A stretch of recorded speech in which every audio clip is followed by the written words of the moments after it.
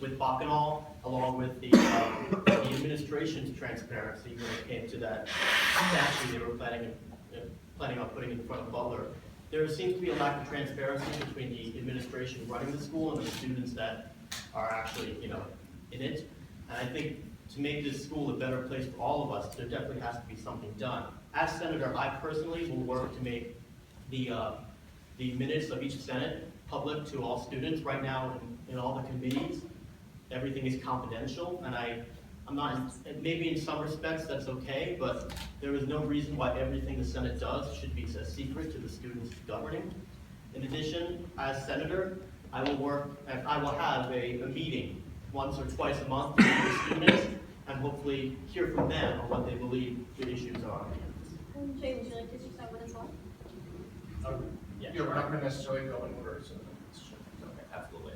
So transparency is obviously a large issue at this school, and I think that there are two issues in transparency, with Jason hit a little bit. The first is transparency in regards to new things that are happening on campus and new policies, and students feeling that maybe feeling a little feeling unexpected about new things that are happening on campus.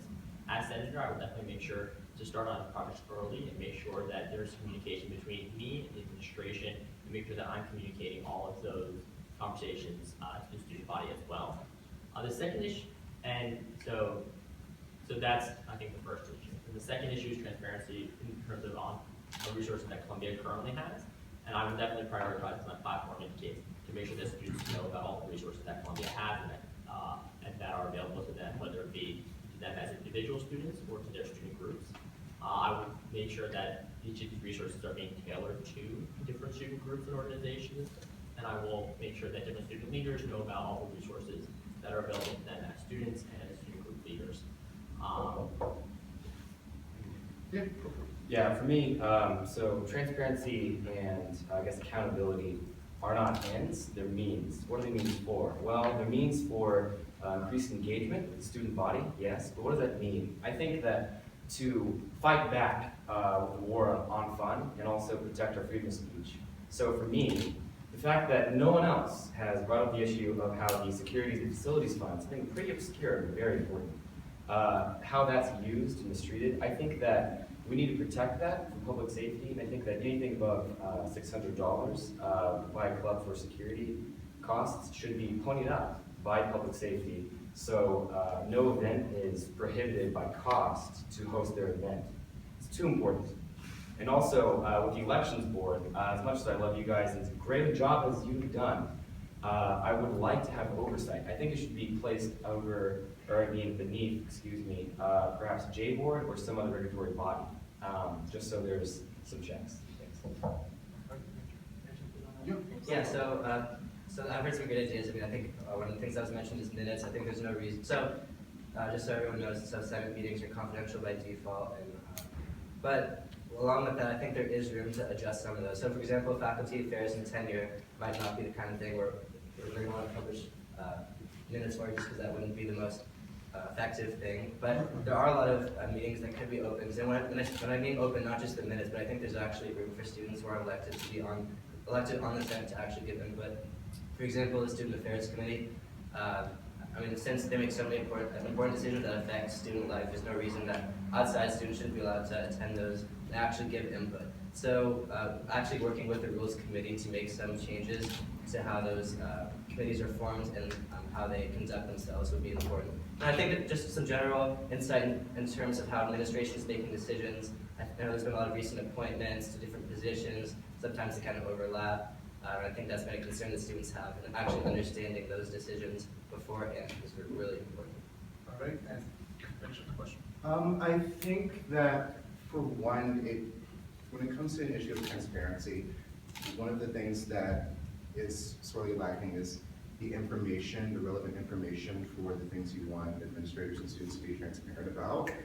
So for example, when it comes to the Senate, and just like this debate, is knowing like what the Senate is, what the Senate does, and how things work will really help in making a stake or claim on transparency. So for example, as was just pointed out about how non-elected representatives can actually sit on committees or actually speak at committees. That's something that already exists. We already have non-senators that are on committees that actually speak on committees, and they wouldn't have a vote in that committee, but they actually can already sit on the committee. One of the things for transparency's sake, I would say, is a communication between the Senate, the Student Affairs Committee, and the students themselves. You can finish your thought.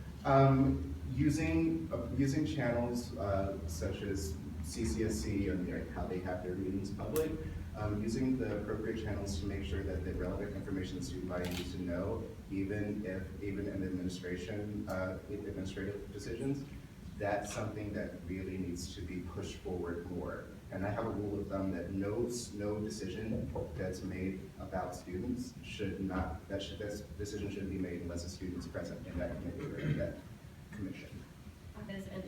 Issues with accessibility on campus, that's obviously a huge issue on campus right now and really important to the people that you're looking to represent. So I'll first direct it to Josh. I know you talk about in your platform about disability services, notifying people, knowing your time functioning.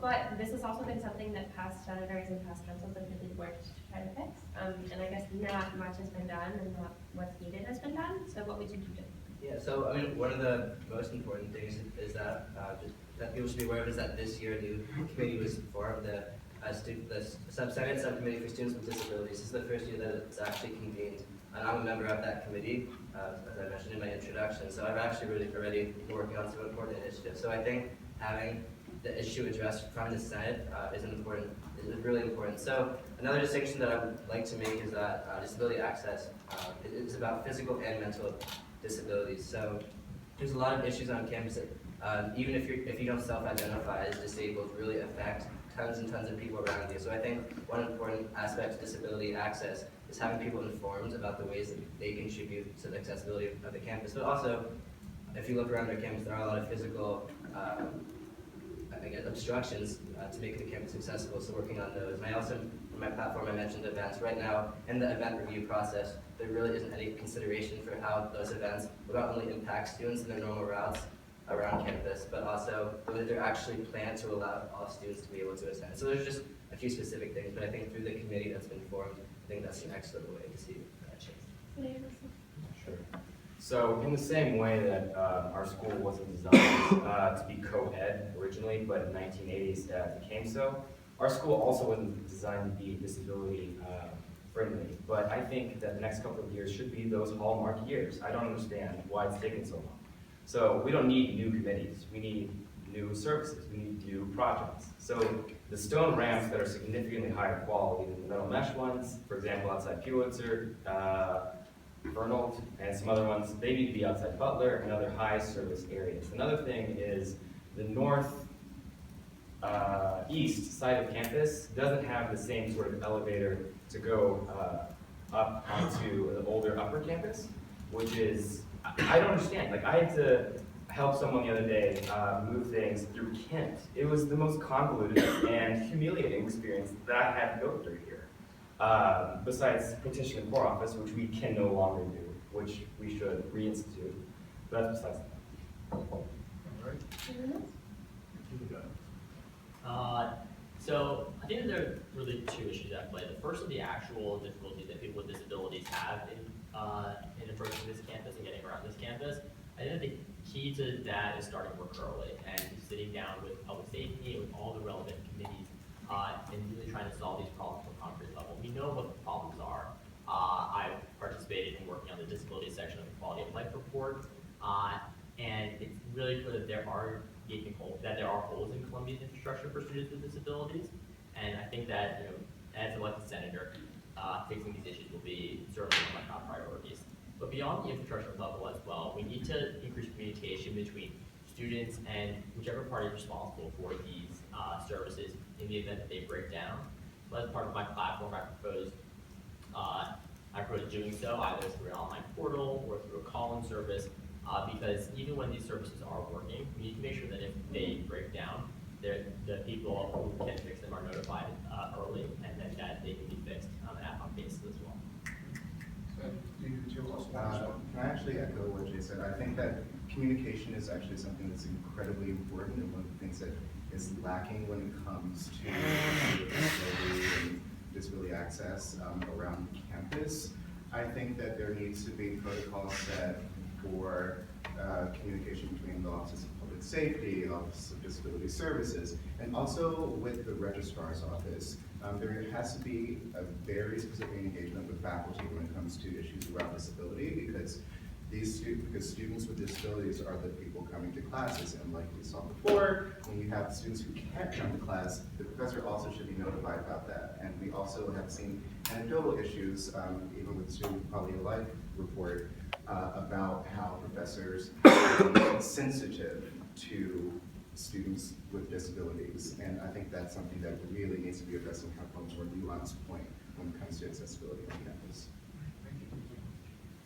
So, yeah, as we all agree, I think we can all see that the physical access on campus is a very concerning issue. In fact, we're currently in a building that has no disability access whatsoever, which is very inconvenient for math majors with disabilities that have to relocate somewhere else.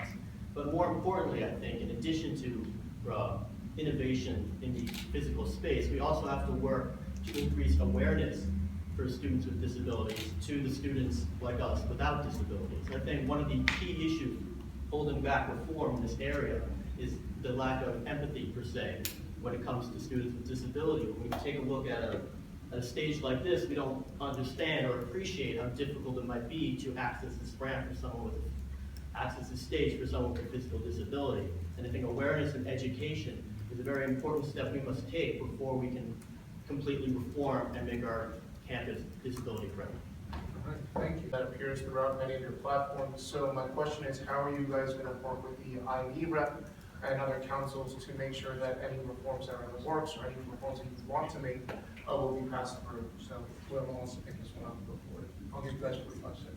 Sure. I'll start. So I'm actually a low-income first-generation college student. I'm part of lower tier.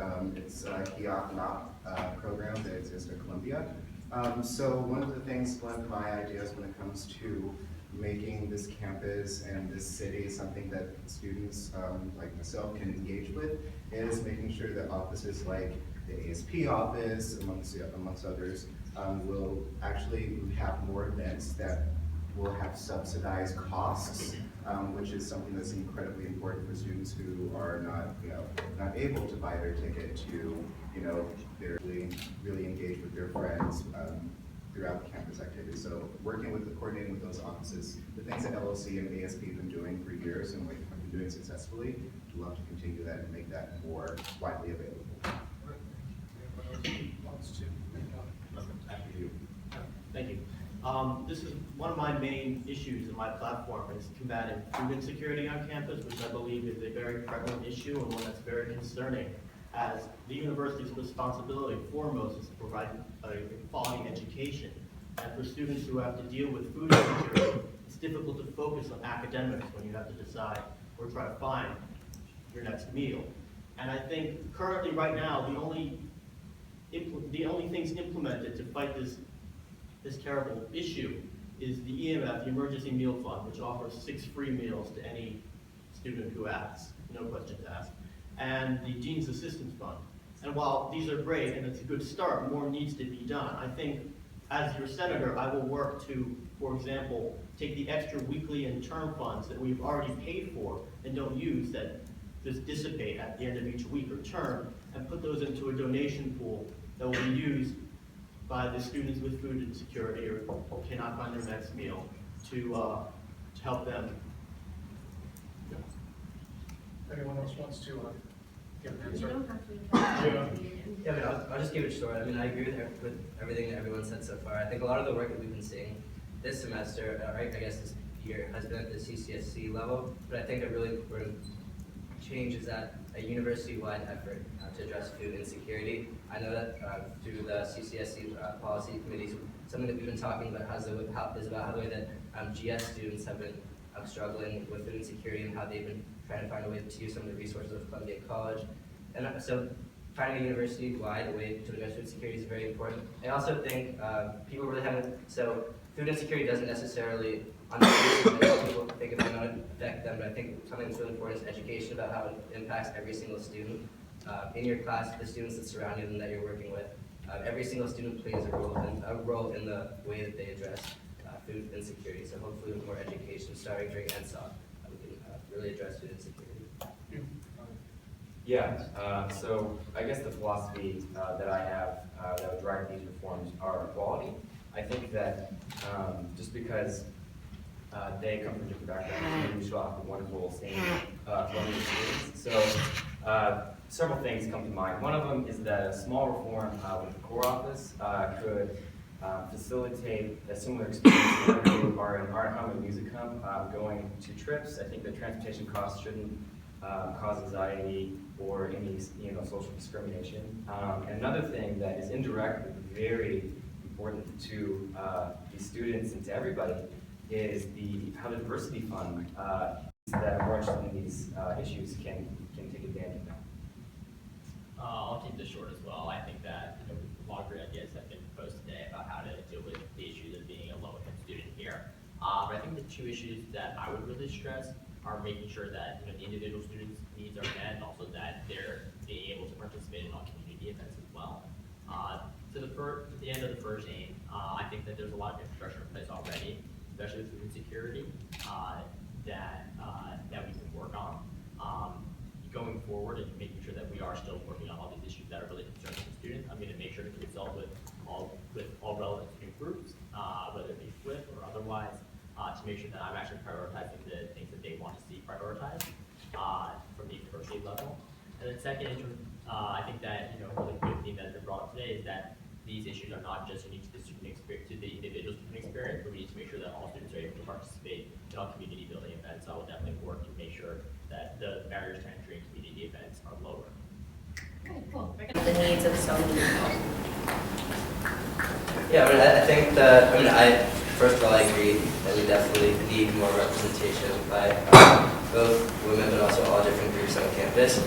But something important is that whoever is elected to be the next two Columbia College University senators really address and take their position, not from a personal agenda, but from a university-wide. So I think that's something we've heard. So we talked about disability access and issues that affect all types of students. So the next university senators need to find a way to really communicate with students, all types of students, that address concerns that might not even personally affect them, but through that type of outreach, that's the way that we're gonna make change that really affects students university-wide. So,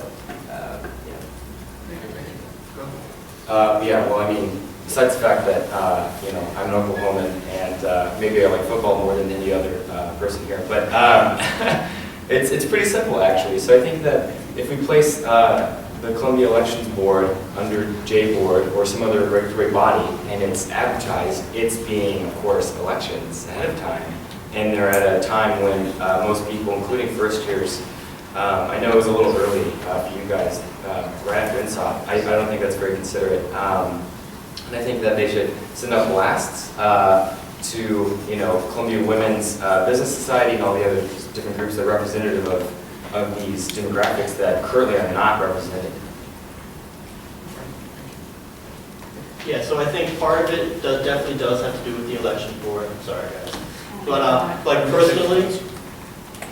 personally, I was not, as an outsider, I was not even given the link to registration until the day of registration, and I think that's a little unfair to allow newer students to get involved in the process. It's important to have a variety, and if the same students are continuously running and elected to the university government, it's impossible to move forward. In addition, that's one of the reasons why, as your senator, I will work to make the governing body more transparent. That's why I want to have a town hall meeting every month or every 2 weeks in order to get a variety of issues and diverse opinions to me. That way I can work to represent all of the students and not just the majority or whoever speaks the loudest, but everyone. I'm just going to make a quick clarifying statement. We don't only email mails. Just so you know.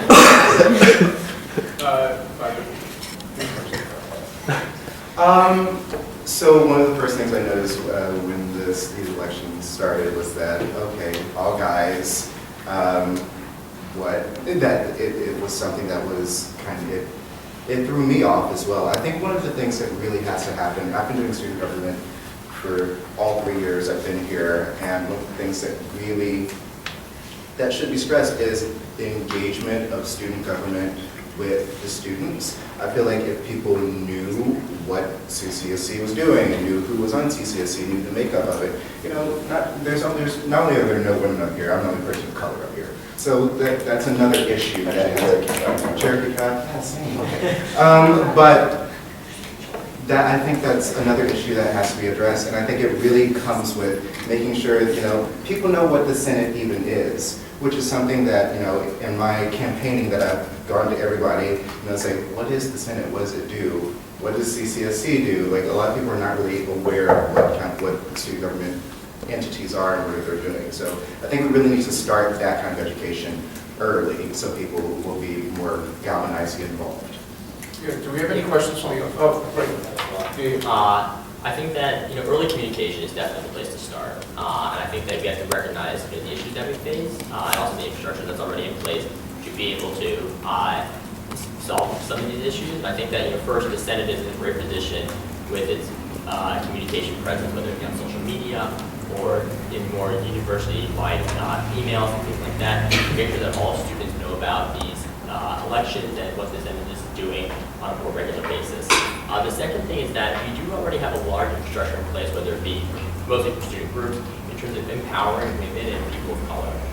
So I think that making sure that you're listening to those student groups' needs and making sure that they're aware of what you're doing and also what the timeline of elections are is definitely something that I'll prioritize as a part of my term as university senator. And then I think the final part of your question was how you think that you best represent the diverse issues of the student body. I'll return that question to student groups as well. I think that I've been involved with a lot of different student groups with a lot of different people that have very different concerns on this campus, and I think that I'd be honored to represent them. I'd actually add one thing, because there's a nuance to that question that really should be addressed, and it's that there has to, because we talk a lot about email communication and social media communication, and one of the things that's really lacking is really the face-to-face communication with students. I've been on the Senate for over a year. One of the things I know is that a lot of people don't know who the face behind the email even is. You'll see Mark Heinrich's name, it's like, all right, but who is he? I've never seen his face a day in my life. So I think that's one of the things is really making sure that students can actually put a face not only to the name of the people representing them in student government, but also to the administrators as well.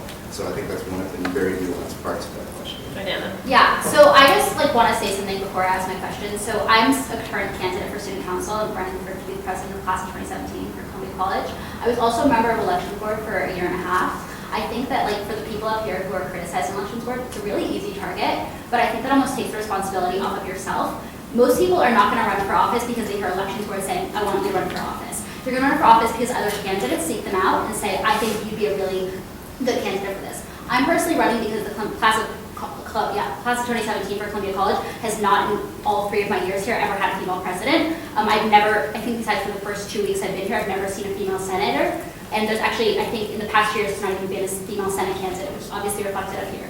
So I would actually really appreciate if people can talk specifically about what they would do, because you guys, 1 or 2 of you guys are going to be the next senators. It's really easy to say it's the elections board job to get these people to run. That's not how it works. Even in office, if you look at studies about how people decide to run for office in the United States right now, it's because people who are currently in office seek them out.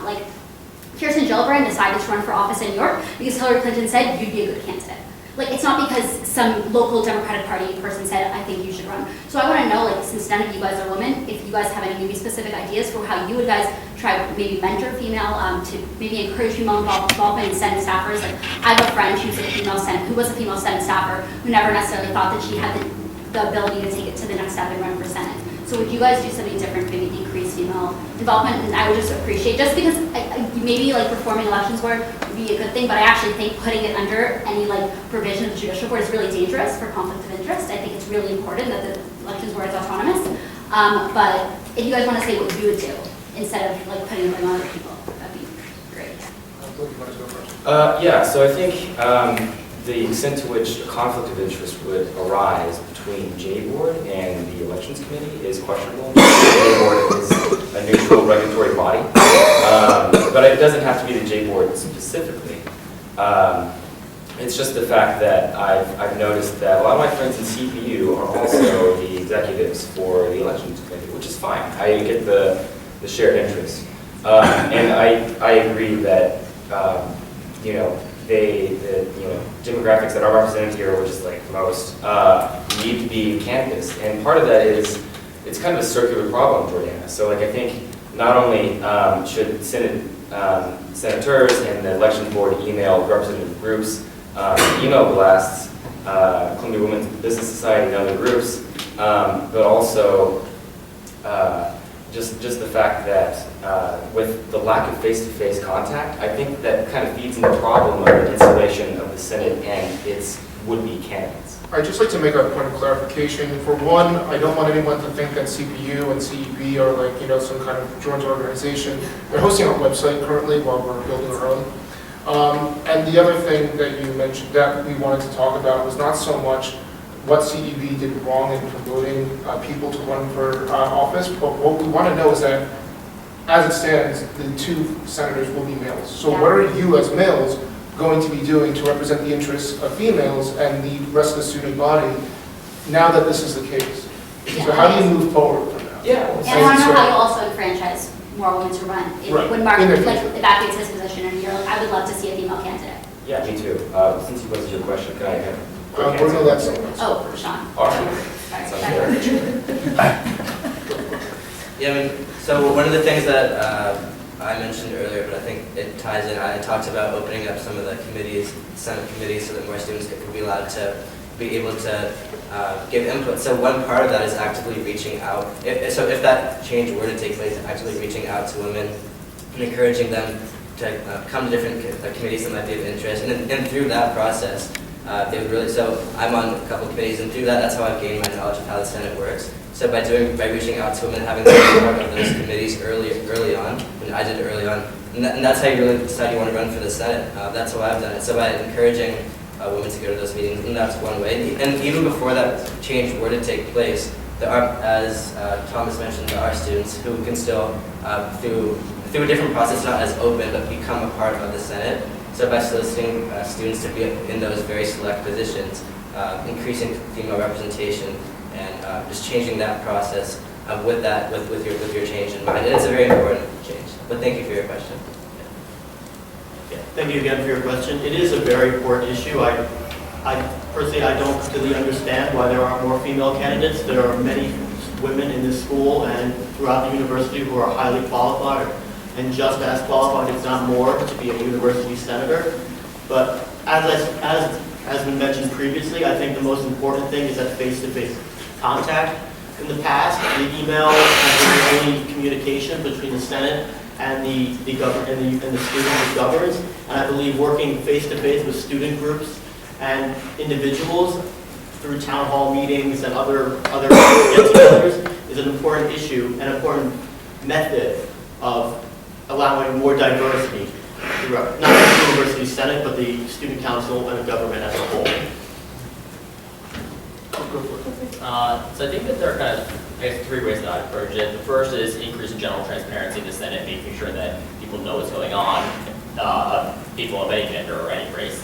And then I think the second part would be individual outreach. I think the onus is on a senator to conduct individual outreach face-to-face and over social media and email to make sure that everyone knows about the opportunities that are available, and specifically that these opportunities are really not being limited to just, or that you're not just reaching out to men, and that you're really taking the onus on you to reach out to women and other people of color who you think would do a great job in this position.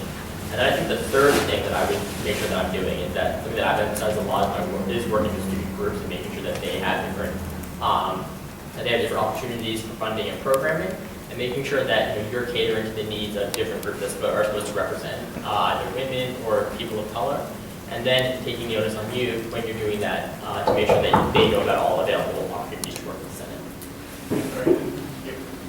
Thank you for the question, Jordana. I've worked with you for years now. I think that one of the things that when it comes to the Senate is that a lot of the things that we do is through word of mouth.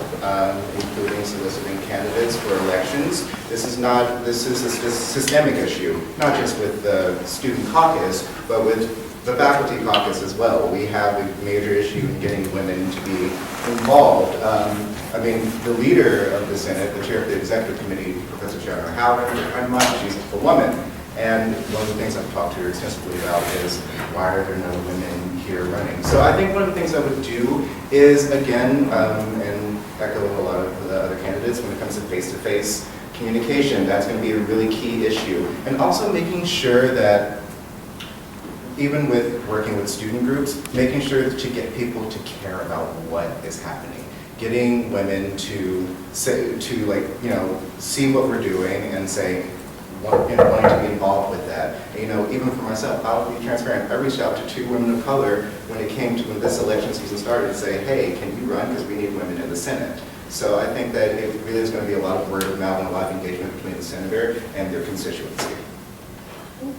All right, so Yeah, we're going to take a little bit of a different route, and we're going to sort of start to wrap up with a couple questions.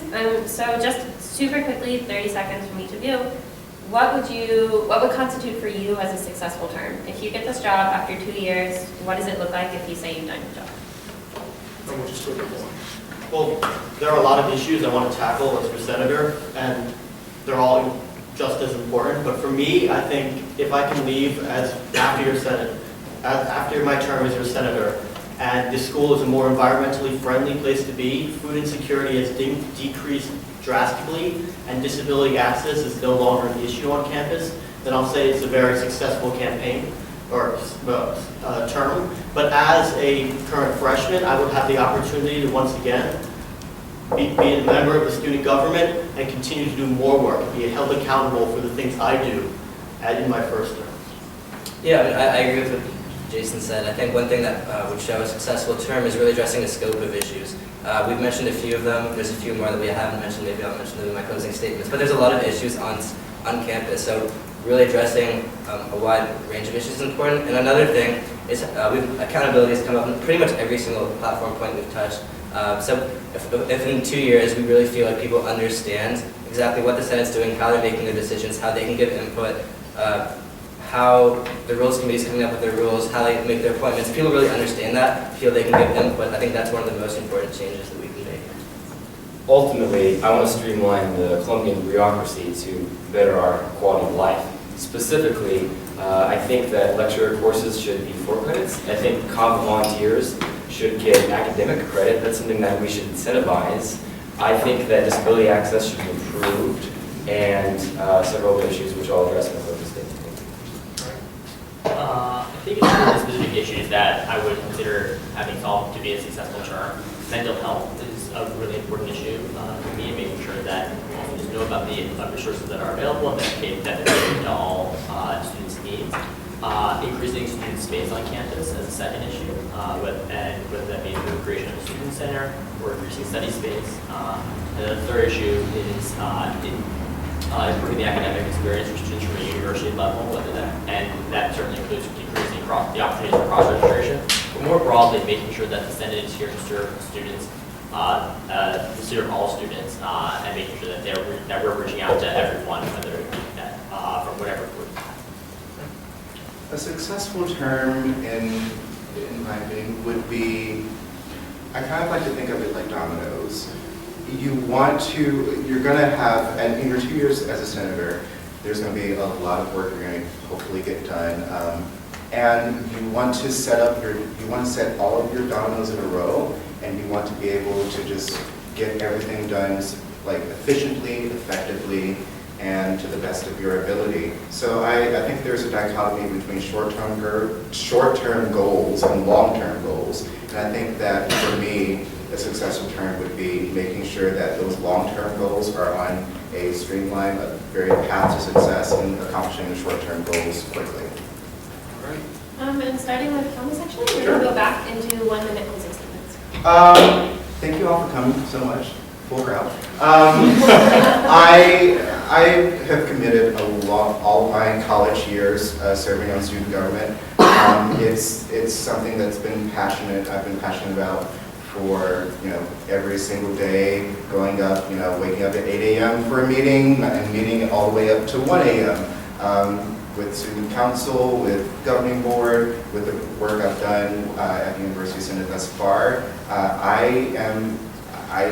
There is nowhere I would rather be, and nothing I would rather be doing than serving students. And I've done that, for the past 3 years successfully, and I want to do it again for another 2 years at the University Synod.